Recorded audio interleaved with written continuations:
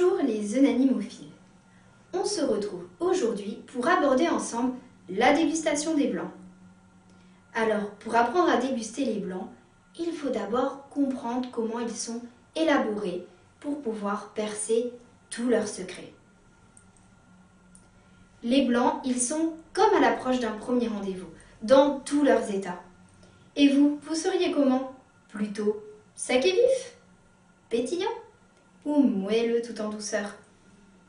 Les blancs passent par des états très différents, mais la seule chose que l'on peut affirmer, c'est qu'ils ne rougissent pas. Petit tour ensemble des différents états du vin et comment les déguster. Tout d'abord, les vins effervescents. Et oui, ils sont tout pétillants et excités à l'idée de vous réveiller le palais et les papilles par leur fraîcheur et leur vivacité. Mais d'où viennent leurs étonnantes bulles?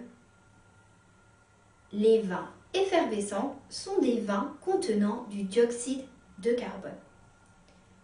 Ce gaz est issu de la prise de mousse. En effet, la méthode utilisée est la méthode que l'on appelle communément méthode champenoise et que l'on retrouve sur les effervescents autres que champagne sous la mention méthode traditionnelle. Elle consiste à vinifier un vin tranquille classique.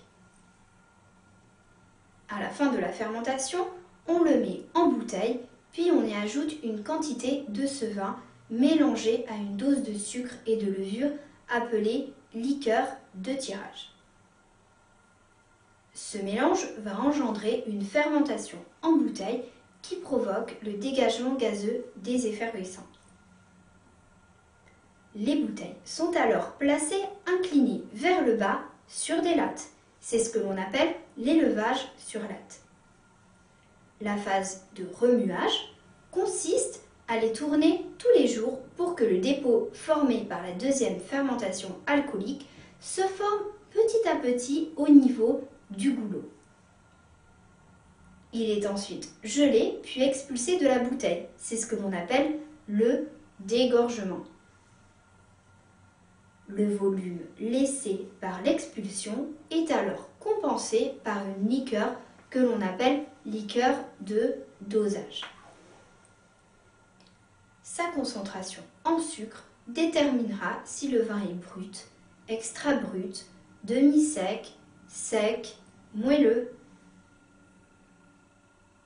L'effervescent le plus célèbre est évidemment le champagne.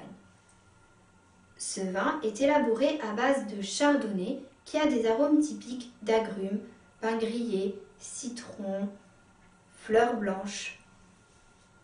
Le brut non millésimé est le plus représentatif de la Champagne.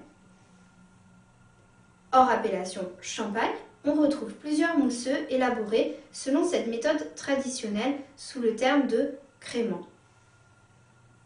On peut ainsi citer les crémants d'Alsace, de Bordeaux, Bourgogne, Jura, Loire, Limoux.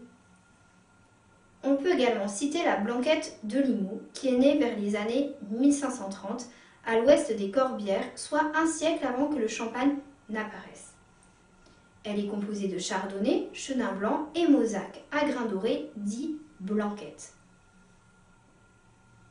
Il existe aussi la méthode ancestrale ou méthode de fermentation spontanée qui consiste à mettre en bouteille le vin avant la fin de la fermentation qui se terminera en bouteille. Les vins présentent généralement des degrés d'alcool plus bas, autour de 7-8 degrés. C'est le cas de la blanquette de Limoux, méthode ancestrale élaborée uniquement à base de mosaque ou de la clairette de Die produite dans le sud de Valence. Alors, ces vins sont plutôt à boire jeunes. Après les différentes méthodes de fermentation, voyons à présent les catégories de vins et la méthode de dégustation des vins effervescents. On parle d'extra brut lorsque la concentration en sucre est inférieure à 6 g de sucre par litre, brut jusqu'à 15 g par litre, extra sec de 12 à 20 g par litre, sec de 17 à 25 g par litre, demi-sec de 33 à 50 et enfin doux au-delà de 50 g de sucre par litre. En fonction de la quantité de dioxyde de carbone, on parlera de vin perlant en présence de bulles à 20 degrés, de vin pétillant si le CO2 dissous subit une pression de 1 à 2,5 bars et vin mousseux au-delà de 3 bars. C'est le cas des champagnes et des créments. Au niveau de la dégustation, la différence essentielle par rapport à une dégustation classique est la présence de bulles. Au niveau visuel, plus la bulle est fine, plus la fermentation a été lente et qualitative. Au niveau du nez, il faut laisser la première effervescence passer pour pouvoir en apprécier les arômes et ne pas remuer trop fort le verre, car l'effervescence reprendrait d'une façon trop importante, vous empêchant de découvrir ces arômes.